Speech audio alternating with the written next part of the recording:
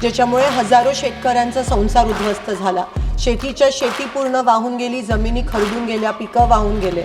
पण ह्या ठिकाणी महाराष्ट्र सरकारने जी मदत केली ती अतिशय तुटपुंजी आहे की केंद्र सरकारकडून आम्हाला जी मदत प्राप्त होणार होती ती अजूनही प्राप्त झाली नाही।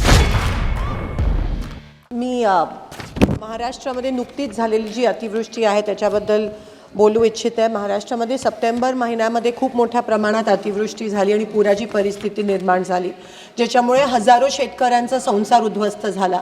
शेतीच्या शेती पूर्ण वाहून गेली, जमिनी खरडून गेल्या, पिकं वाहून गेले।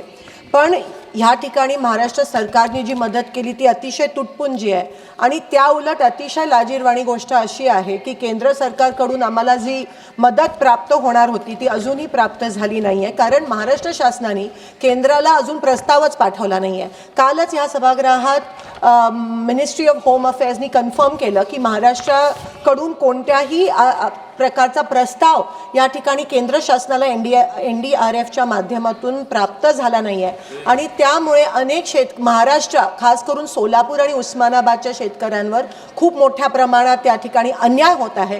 महाराष्ट्र शासन करतेच, पण केंद्र शासन पण शेतकरी आमचे मायबाप आहेत, ह्या देशाचा कणा आहे आणि त्यांच्यावर अन्याय होतोय। आम्ही मागणी पण केलेली की ओला दुष्काळ जाहीर झाला पाहिजे, कर्जमाफी झाली पाहिजे, मुलांची शैक्षणिक कर्जमाफी झाली पाहिजे शेतकऱ्यांची, पण ते देखील केलं नाहीये महाराष्ट्र सरकार आणि केंद्र सरकार हे फक्त निवडणुका जिंकण्यात मग्न आहे।